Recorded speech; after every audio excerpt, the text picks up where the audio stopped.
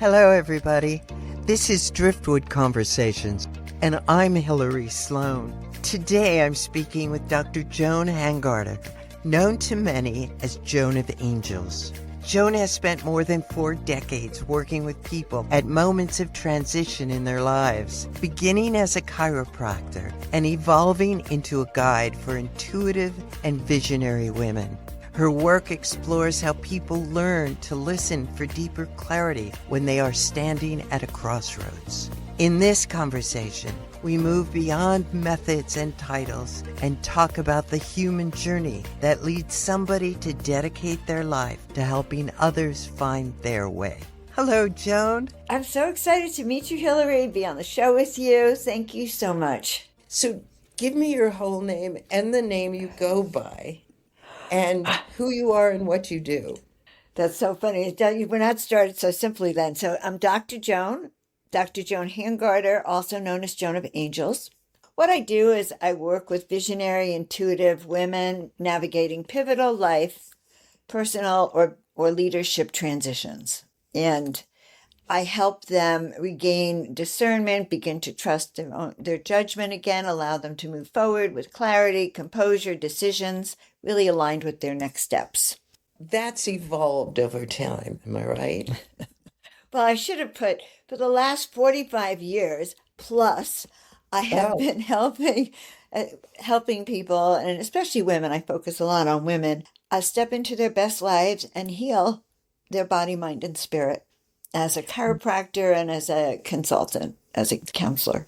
That's what I was going to ask you, is you were doing chiropractic work before. I'm a doctor of chiropractic, and I have a master's in counseling. So I've just been working with people on all levels, body, mind, and spirit, to align to get the best results in their life, to live their best life. Where did you come from? Where did you grow up? That's such a funny question. Where do I come from? So I grew up in New York, Long Island, and What part? The Five Towns. Have you ever heard of them? The South Shore of the Five Towns. I'm from Plainview. Oh, yeah, you were a little bit beyond us. Yeah. I remember that. Yeah, so that's where I grew up, and I went off to college. I went to Boston University. And then when I was 25, my dad had died, and I received my master's in counseling, and I picked up and I moved to California. And I moved into an ashram, a spiritual community in California. I'd never done anything like that, but somehow I heard a call. And so my life has been about following the different calls that I've gotten, the guidance. And I moved to California, moved into the ashram, and then proceeded to study spirituality at that point. What area was this ashram? That was in Los Angeles. It was called the Movement of Spiritual Inner Awareness, John Roger. And John Roger went on to form Santa Monica Spiritual University. Right. And I had my master's in counseling, so they liked me. I was going to help them set that up. But instead, I went to chiropractic school, became a chiropractor, and then had a vision that I was here to heal and inspire millions of people. And so by the time I was 30, I just knew what I was here to do and followed that guidance. John Rogers also had a holistic clinic in Santa Monica, which I used to go to. Oh, yes. Well, and there was an acupuncturist there and a chiropractor there. So when I lived in the ashram, I did work for that clinic. Well, I don't know if it's the same clinic. I don't know if it's the same acupuncture or chiropractor. But yes, so I did work at that clinic on and off. Was that the inspiration to become a chiropractor? Kind of. But I had been to a chiropractor my whole life. From the time I was 13 on, my dad had brought me to a chiropractor. So I was already familiar with chiropractic care. And so it was really easy for me to make that decision. I went to one of John Rogers' seminars. You had to say to the universe, what do I want in my life? What's my intention for tonight? I said, tell me what I'm supposed to do with my life. And I heard a voice that said, go to chiropractic school. So the very next day, I enrolled in chiropractic school. I followed instructions. I went to chiropractic school. I became a chiropractor. And then I moved up to Northern California and opened up my practice. And the rest is history. How did that go with your family? Did they support you? Well, my father had died, and actually that made the decision easier because my dad would never have supported me being a chiropractor. I was supposed to be an elementary school teacher. That was it. And in a way, I felt blessed that he had passed. which gave me the freedom. My mom was thrilled.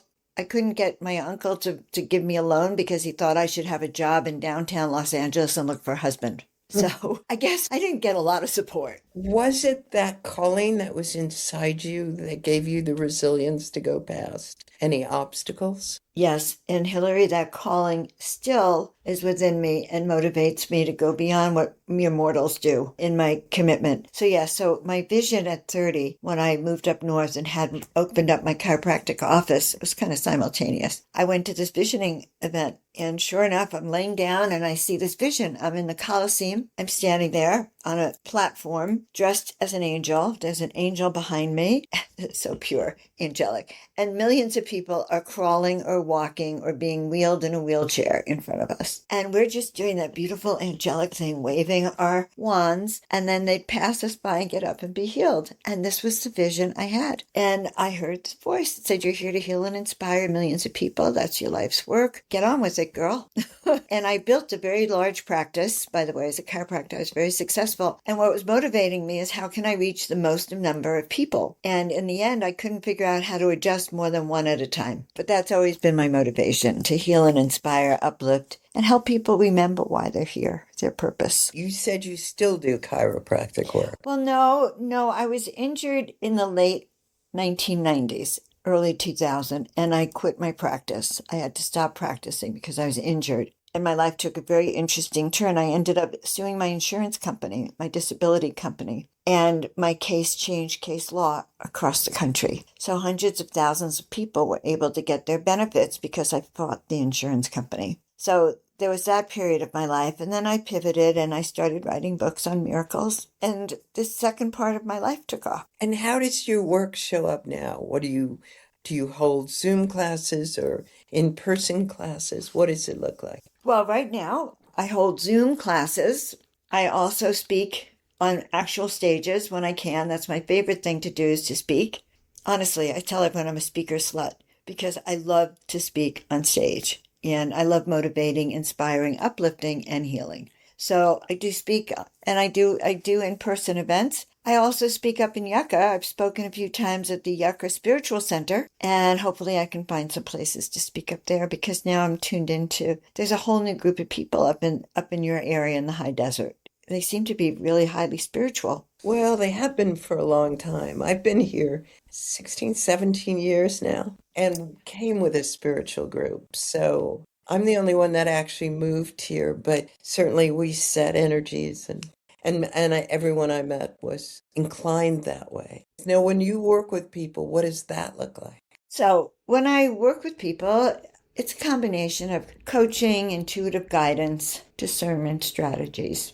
So I'd say that that's what it looks like. I work with people, really depends. I have several coaching programs, 3-month and 6-month programs that I work with people regularly to help. And so it also includes activation. So I'll activate when necessary, guided meditations, affirmations, really very unique processes that I've designed over the years from working with all my clients. When you say you design them, does it come from a spiritual alignment, I'm assuming? You know, years ago, my cousin was a famous author, and she once said that she didn't read books while she was writing. And I thought about that, and in the end, I realized once I started writing my first book on miracles, I didn't want to read what anyone else had to say about miracles because I'm a Pisces, and Pisces are like a sponge. I didn't want to read things about miracles and then think they were mine, and then plagiarize in a certain way, or even if it's in my own words, I needed it to come straight from source. So that's what I did. All my work has been channeled through direct wisdom. What does your day look like? Do you meditate or do you work with people right away? How does it unfold for you? Well, Hillary, it depends on what stage I'm in, literally. But honestly, I really like to start with a cup of coffee. I like to sit. I'll either journal. There have been periods in my life where I'll read my own cards every day and maybe meditate and take notes, listen to music and take notes. So it could change a little bit depending on the day, but it usually has to do with a little bit of morning reflection with my morning coffee. So that's how I start. And then it just depends if I have clients or other activities. Is there anything else in your life that you like doing that you follow That's movies? such a good question. Well, yes, so the last few years, when I moved to the desert in 2015, I always called myself an extroverted introvert. When I moved to the desert in 2015, I became a huge introvert and I had started painting. My guides had told me to paint 33 angels in 30 days back in 2013. And then I was told to move to the desert so I could hear.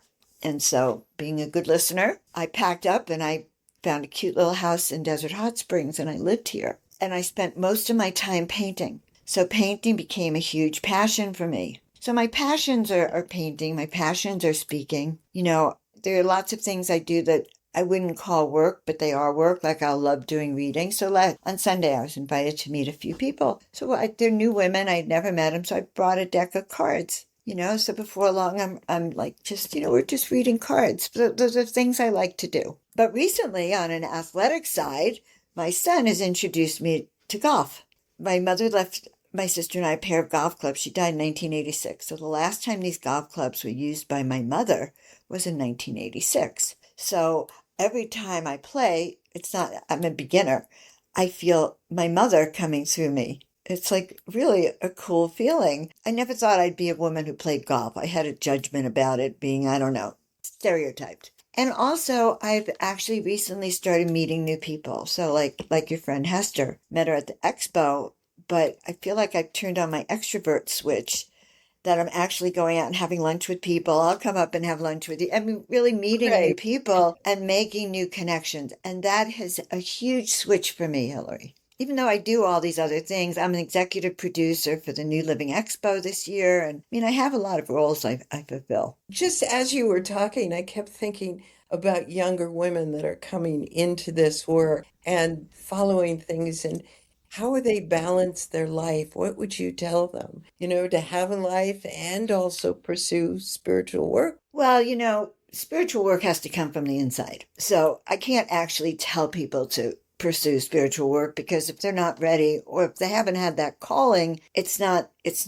innate to them. That I don't necessarily do. If I did it for anyone, I'd try to push my daughter, who finally told me she put all the crystals, she took them out of her top drawer and she put them in a bowl now, and they're on top of her dresser. Okay. So what I have come to is people come to spirituality and awakening really according to codes that they actually imprinted before they got here. Your soul knows what you're here to do. Your ego may not, but your soul actually knows and carries those codes of what you're here to do. And the key is how do I access, or how do you access those codes to find out and step into those gifts that you came here with? What did it look like for you, that activation? I have long answers to your short little questions. It's perfect. This is, yeah. Okay, so I have been told I'm a 33-degree walk-in. A Yeah. walk-in is either an extraterrestrial soul or an angelic soul that may take over a body that has given it full permission to kind of move out and let you move in. So it's basic as that. So there are people, and I have several friends who are full walk-ins. Who they are stepped aside, and who they became is a completely new person. So their old body got healed. Everything shifted. They ended up having to change marriages and change lives.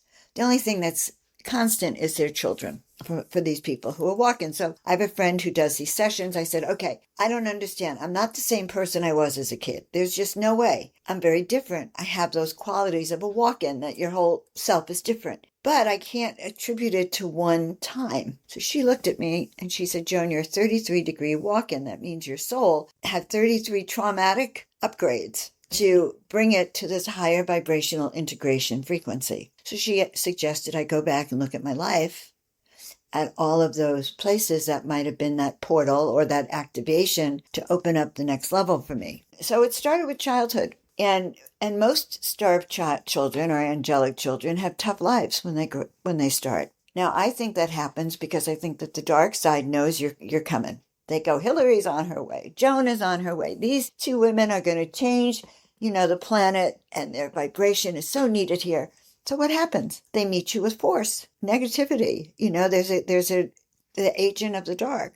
So you end up in a life that's more difficult, making it very hard to access memories of who you are. So in my case, my parents had this antiquated doctor. What was his name? Dr. Lipton or something. He told my parents to tie me up, tie my hands and feet up, which they did when I was in my crib. And they had me tied up, which somehow was to keep me from messing myself up or with my, whatever. So that was my introduction to childhood. So I became very claustrophobic and hid in closets for most of my life. And there I am, a few years ago trying to get my show out, and that instinct of mine to run and hide was right there, move forward, run, hide. That kind of is the structure of my leadership over the years. And that's why it really took me so long to come out, because I'd come out and then I'd say, oh, it's not working right, and I'd hide again. So gradually, slowly, but surely, years later, here I am. Do you feel Ready. like you're fully out now? Oh, what a trick question.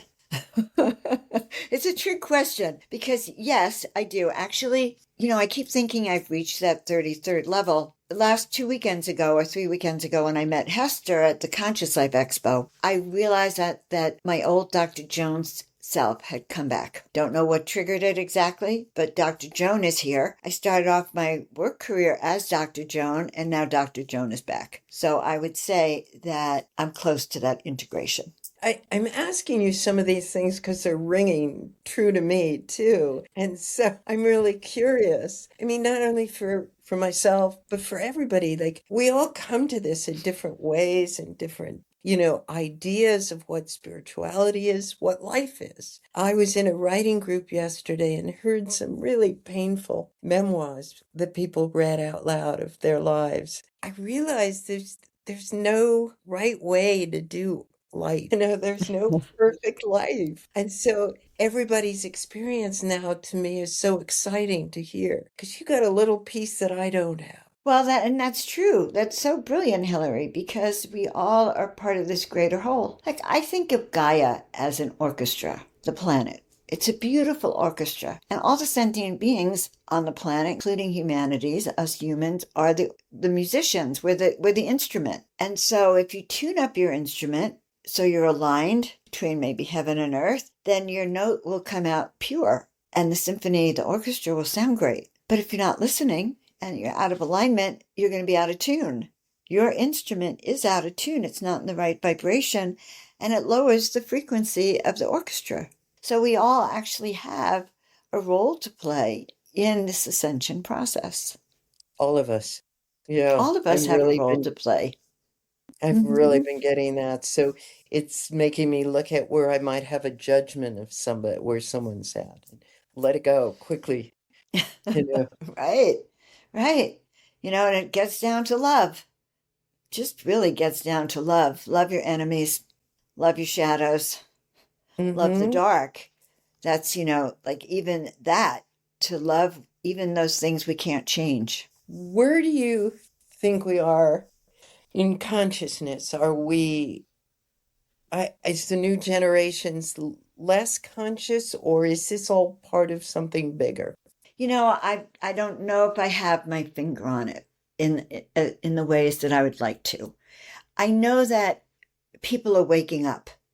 There's more of a waking up. They're waking up to their right to determine their own health care, their right to determine their own values and their work and where they're going. So people are waking up to that and claiming it. They're also some of them are waking up to the fact that there is something more. But what I noticed, like in the spiritual community, so I've been in the spiritual community for many years, a part of it. And I've been going to Conscious Life Expo, working there since 2010.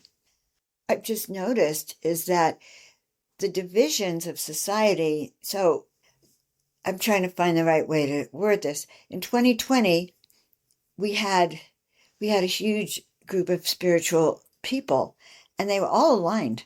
Right and left. There was no politics in that. They were right and left. Even if you were vaccinated or unvaccinated, you still got along with each other because most of those people were thinking unvaccinated and alternative health care at that time. So the spiritual community was very much united. But 2020 came and it's been fractured, and it divided the spiritual community into vaccinated versus unvaccinated, right versus left. And that took one of the most powerful groups, the Ascension group, all focused on this ascension, and already crippled it, Hmm. which is pretty shocking. But so there's no simple answer. Yes, the ascension, yes, we're waking up. More people are waking up. More young people are waking up. The younger people have even greater gifts than we do. So when I think of gifts, I think of the intuitive gifts, clairsentience, clairaudient, clairvoyant, all of those clairs. But now they're training kids into telepathy, telekinesis, teleportation, things like that. So yes, I would say, and the less controls there are from the outside, the freer our children will be. Do you think that split you were talking about from 2020, do you think that has a greater purpose? Well, I never thought of that. So that's first of all a really good question. It's a thoughtful question. There has to be a greater purpose. Okay, and I had to come to terms with the fact that, as my friend Neil, who runs Portal to Ascension that I work with, he's always saying the dark serves the light. I get very mad. The dark. It's like, no, this is horrible, horrible. And he'll just look at me and say, Joan, but look what happens as a result of that. People take their power back. People step up. You have a catastrophe, and now suddenly you're running, a group around the world that's healing people. Just the dark side does have a way of provoking us into the light. Well, for many of us, the conundrum here.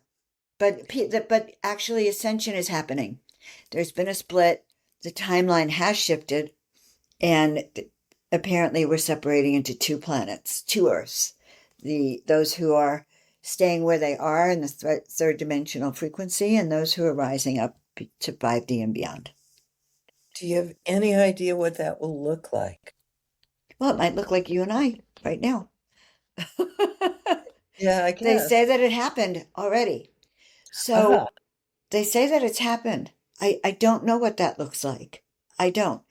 In my eyes, I'd like to see, world peace, every just a whole different frequency here on the planet. Will we see it, or will we be the ones that leave?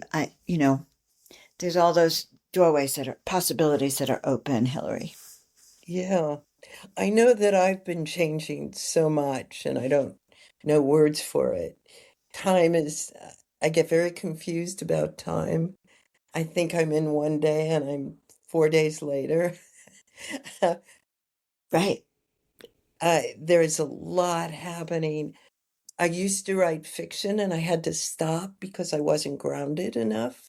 And kept finding myself in trouble. I mean, doing really silly things because I wasn't grounded. And so I spent most of my 40s and on, maybe 50s and on, grounding, becoming practical, becoming here. Because it's very easy to go up, but not Right. so easy to bring it down. And all of a sudden, I'm writing again, and this writing is coming from dreams and pushing me to write it.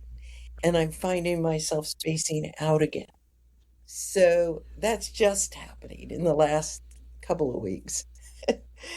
Well, talking to me is not going to make you grounded, but I do talk a lot about chop wood, carry water. So my philosophy really is, because I go into another realm too. I mean, I walk into doors. I've had many ungrounded experiences, but I really have been moving into chop wood, carry water. Get things done. Get things done here on the physical so that you can let your mind wander into the other levels, so that you can create without the world around you falling apart. And that is one of the ways, guys, to really handle this period of time, is to really chop wood, carry water, focus on what needs to be done, get your opinion out of it in a certain way. That's the best thing I could say. For instance, so I'm executive producer of the New Living Expo, which is being held in April up in Marin County. So I have this woman who's a volunteer. She calls and she's very excited about volunteering. And I tell her what the position is. It's a room monitor. Honestly, anyone could do it. And she starts telling me, she says, well, I have a master's in this and I have a doctorate in this and I have certifications and all of this. I said, the job is the room monitor. And I'm saying, this is a volunteer position. You're not going to be paid. It's Friday, Saturday, Sunday. It's a room monitor. What finally happened with her, though? Oh, well, I've assigned her to the room. When you sit quietly with yourself, beyond all of your positions and learning, and do you feel that you're fully realized? That's a beautiful question. Years and years ago, I moved into my beautiful house in Marin in Nevada, had a pool, basketball court. The kids and I had formed this Miracle Makers Club when we had lost everything to try to manifest it into existence. And that happened. And we manifested this beautiful house, swimming pool, etc. And that launched a lot of my work as the Miracle Makers Club. And it launched me into knowing miracles really, truly manifest. And so I'm not sure exactly the question, but yes, I feel like I have been on a path. And the path has slowly but steadily evolved. And when I say yes, so years later, I heard, a voice that said, paint 33 angels in 30 days. And I said, yes. And as a matter of fact, the way I got to chiropractic school was that I was in a workshop that said, go to chiropractic school. And I said, yes. So what I have learned is that my growth happens when I learn to say yes to the instructions. So when I quiet my mind and I actually can hear the instructions, which is what I teach people now.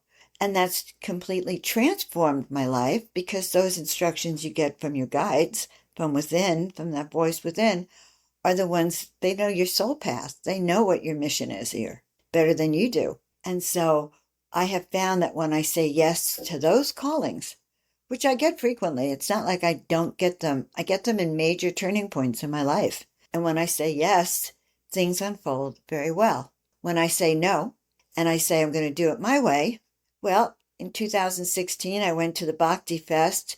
A guy named Lali was there. He's a palm reader. He's there every year. He reads my palms, and he said, oh, did you know you were supposed to be successful, but you blew it? You were already supposed to be a household name, Joan, and you blew it. And that was in 2016. Why? Because maybe I didn't continue to say yes for certain instructions I was given. But we have no idea what's happening here on this planet.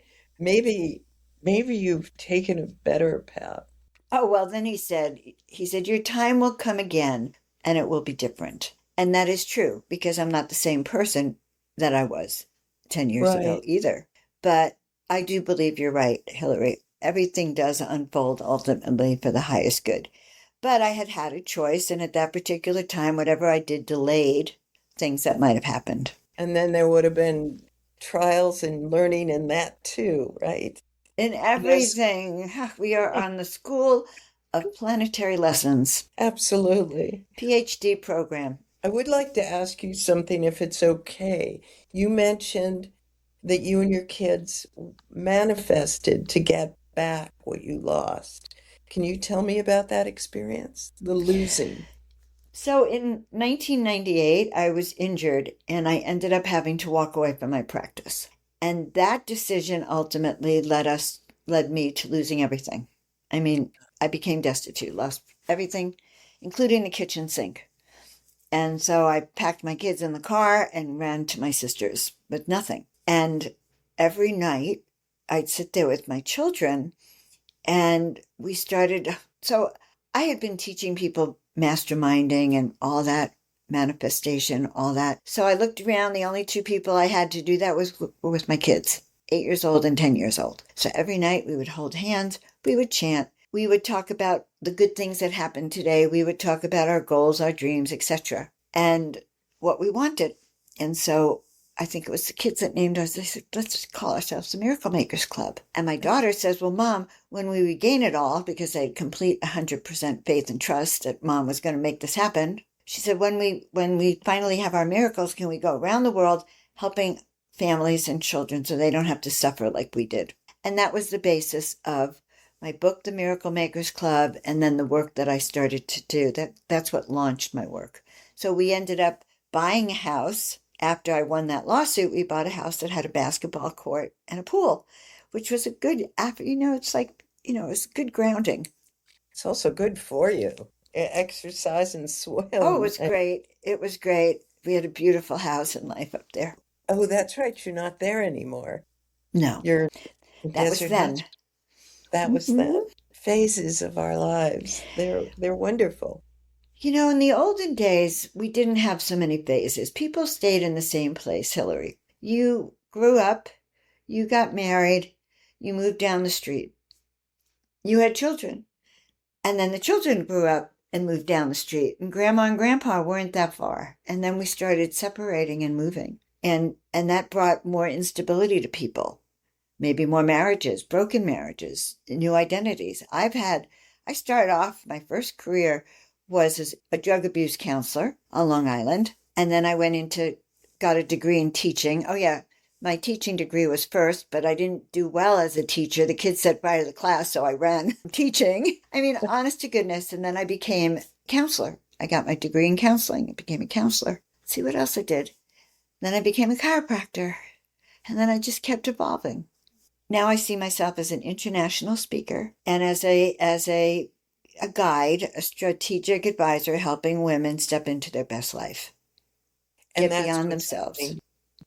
And that's what's happening for you right now. Right, Is right.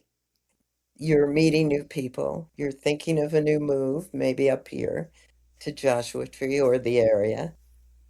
That sounds good. Yeah.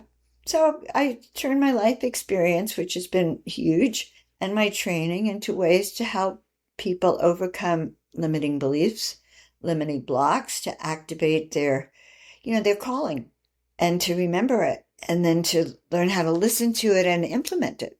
Tell me about your book. What's the name of your book and where can people get it? So the book is called The Miracle Makers Club.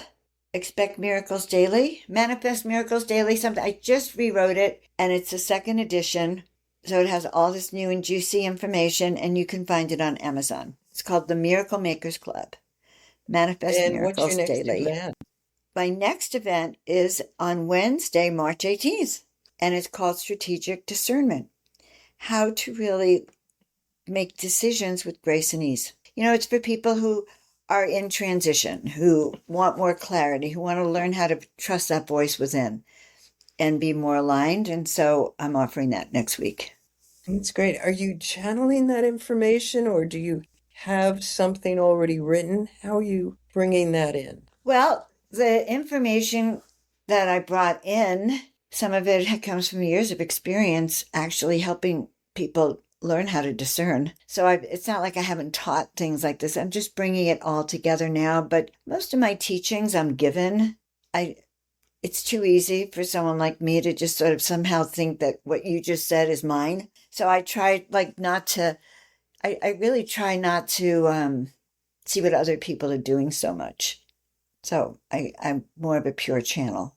So what I'm getting from what you're saying is you're an empath. I'm an Do you- empath, yes.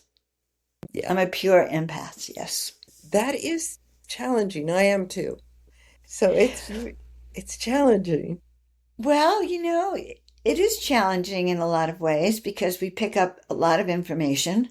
And, I taught this class on intuition back in 2020. And one of the things I remember just telling everyone, which is true, when we go into the supermarket, say, you as an empath, we can walk by the meat department and suddenly not feel great. And it's not the meat, it's because the couple before that walked by before us had a fight and we're just picking it up. So I actually have a good tool. And those were the days, you might have had to wear a mask if you did too, but I tried never to do that. But what I would do when I go out in the world, if I knew I was sensitive, which I am, I learned to hum. So I just go around and I hum. And that seems to keep me far more balanced than other things that I could do. It keeps me more centered inside. Try it. You go out in the world, go to if you have to go to a mall where there's so much energy and you're walking, you're by yourself, just start humming and you'll see. The other thing I do when I do things like that is I fluff my wings. So I do teach something called wing fluffing, which is how to fluff your wings so that you feel bigger than normal. You feel like you're in your higher fifth dimensional avatar self, say, and you walk into the mall or your party or your Starbucks, But instead of feeling like your little self, you feel your wings are back, your shoulders back. And people notice. They say they notice you. They notice the energy that's coming off of you. And Yeah. so I have a policy is like I make a difference wherever I go. I don't do it on purpose, but people do notice me. The more I fluff my wings, the more they notice. So the kinder I become. It's just my nature, you know? It's a great way to live life. I'm all for that. Well, Hillary, okay, when I come up, we'll go into Starbucks or the And coffee shop and fluff our wings and do an experiment together. Have someone recording us. This is going to be our TikTok reel. Yes, Joan and Hillary go experiment to see, can people see their wings? The other day, well, today is Monday. I think it was Friday or Saturday. Saturday. I woke up with this simple pleasure. And I did a whole writing on it, and it really taught me something about just appreciating what's all there and not having to try to get anywhere or do anything. And I felt so good. And I went out to the farmer's market and stopped at a restaurant, and I met people everywhere I went. So to me, that was like fluffing my wings. That was fluffing your wings. I met friends that I will be in touch with. I met a dog that I had a conversation with. He came right over and gave me love, and it was just an amazing couple of hours of Because you meeting set your people. intention. You set a positive intention. The universe wants to support us, wants us to have it. Yeah. So how can people find you? What's your email website? So you can find me at joanofangels.com. You can find me on Instagram at Joan of Angels. Facebook, Joan of Angels. So you can find me out in the world, YouTube, Joan of Angels. So I've embraced my name. And if you go to my website, you'll find something called the Soul Vision Clarity Call. And that's a complimentary call. You can set up the appointment with me, and we go through what might be happening for you now. And then I'll make some recommendations. It's not therapy. It's not a reading. It's not a deep dive session that you're going to come out and your whole world is solved. No, it's a way to clarify what's going on for you, give you a few touch points of support, and then give you some ideas of different strategies to heal or ways that I can help you. And so I'll sit with you and give you the opportunities you have in working with me. And people do like working with me because I just have a unique perspective, I think. That's great. And I've had 45 years of helping people. I just want to make sure we really got an understanding of how you got your name, Joan of Angels. I was wondering, I'm thinking she doesn't have an understanding yet, but I you do. true to form, you came up with it. Okay, yes.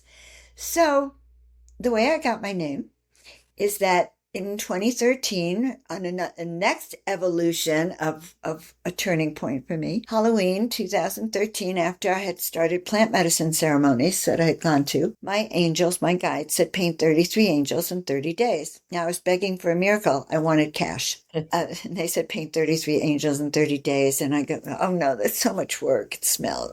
And I said, no. And then they said it again. And then they said it the third time. The third time, they also let me know that they were not going to ask again. And that's when I realized that this could be life-changing. It's not coming in the way I expected or wanted, but perhaps if I do this, it could open the doors to my next phase. So they wouldn't tell me what I would do with all the art, nothing, just to paint. So I did. And I put the art up on the wall of the loft, it became an angel loft. Book falls off the bookshelf, opens to this page called Your Call for Angelic Assistance Has Been Heard. So that was the beginning of me becoming a paintbrush for the divine. And at some point, they told me to move to the desert so I could hear. So I picked up and moved to the desert. And on my second day here, I was having breakfast with a friend from LA who knew someone here. It was, she was going to introduce me. And we're sitting there, cafe down the street here. You might have even eaten there. And she looks at me. She said, well, what did you say your name was? And I start to go, well, Dr. Joan Hangarter. She says, say nothing. And when she did that, the room went quiet, dead quiet, just for me, like I was in a bubble. And she said, I know who you are. You're Joan. It was just like that, of angels. And I swear I heard the Hallelujah chorus. That's how I got the name. And then I spent the next 7 years stepping into the name and the power of that name and what it really means. So my next book is going to be From Joan of Arc to Joan of Angels. Oh, nice. Yeah. I know. We need that. We need that. Too many Joan of Arcs. Well, From Joan of Arc to Joan of Angels. Yeah. Yeah, that's great. What a pleasure to talk to you and meet you. That happened very, easily. Yesterday. Yeah, easily. So thank you very much. Is there anything you want to say in closing? Yeah. So learning how to listen to your intuition, learning how to trust it, learning how to receive these messages just takes a little bit of practice. That's all. It's an art form to master, and anyone could do it. It's easy. It's just a matter of learning to listen. So I work privately with people, with women, to really help you learn how to clarify where you're going, what you need, what's your next best step. What is that book you've been holding on to that wants to come out? What is it that's calling? And we use the word, Hillary, you and I started with the word calling, and it is what's calling you, that voice in underneath it all that wants you to hear. And reach out, book a complimentary call. We'll see what's going on for you and what your best next steps are. That's great. Thank you so much. Fun interview, great interview, Hillary. Thank you, Joan. And thank you, listeners. I've been talking with Dr. Joan Hangarter, also known as Joan of Angels, about intuition, discernment, change, and how we learn to listen for what is calling us. Many of us are being asked to step forward now, to live closer to what we know, to embody our deeper calling, and to help create the kind of world we want to live in. But that kind of life requires something from us. It asks us to listen more carefully, trust more deeply, and act with greater honesty. Joan's work focuses on helping people do just that. If you want to learn more about Joan and her work, you can find her online at Joan of Angels, and links to her are in the show notes and the Substack. If you enjoyed this conversation, please share it, subscribe, and join me again for another episode of Driftwood Conversations. I'm Hillary Sloan, and thank you for being here.